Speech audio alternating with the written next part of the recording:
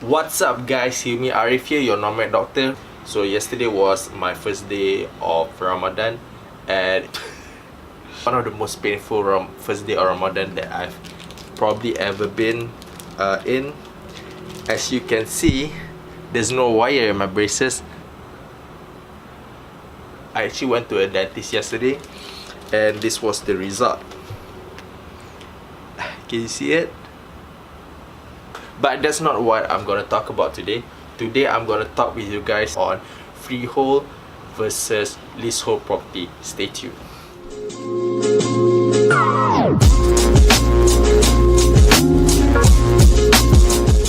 Happy Ramadan for everyone, and without further ado, going straight into it. Freehold versus leasehold. Let me discuss with you guys first what is a freehold and what is a leasehold. For freehold, you actually gain a perpetual ownership of the land, and for leasehold, belong to the state government, where the state government are actually leasing for about duration of 30, 60 to 99 years. So let's get straight into the perception of people about freehold and leasehold. First one is freehold usually is priced at higher than a leasehold property.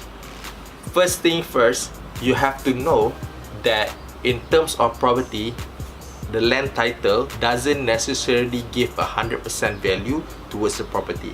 In terms of the property that is strategically located, this put much more weight for the property itself. For example, if you're looking at a property in Pijin, most of them are leasehold. And the price, I can bet you the price is actually much more higher than a freehold property, which we can get somewhere else. And why is that? Because even a leasehold doesn't give 100% value.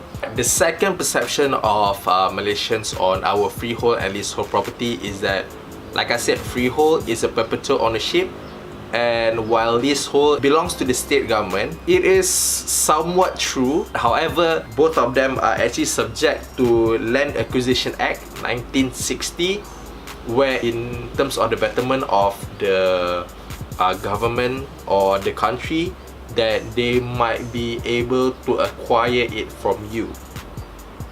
Of course, they will buy at least the market price. So it's not necessarily true that a freehold is actually 100% belongs to you. Coming down to number 3, financing. And the perception is that financing for a freehold property is much easier compared to leasehold. Well, it's 100% true. Alright?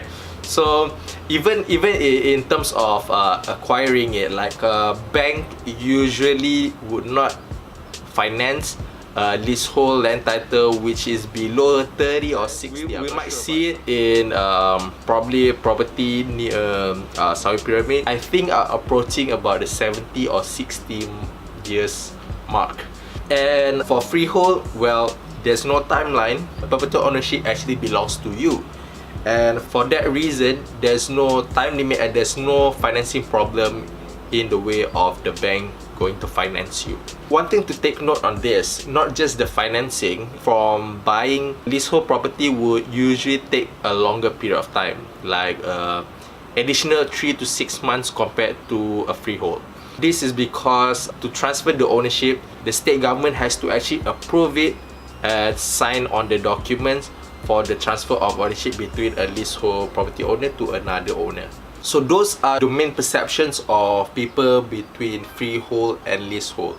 So the verdict is, I would say personally, buy freehold whenever you can.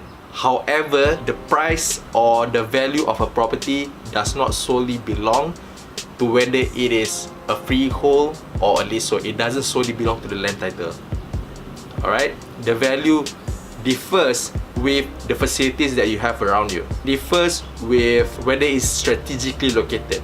But if for example in alternate universe, we found that a very similar property is placed side by side, of course I would suggest you to go for the freehold.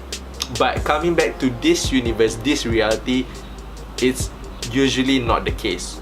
So then then it comes down to, if you're really looking at the freehold that is strategic, find a place where there is less competition, a lot of facilities nearby, hint, I'm actually working at a property in Setia Alam, which is actually located right at the city center, and you can actually get a 20% rebate out of it.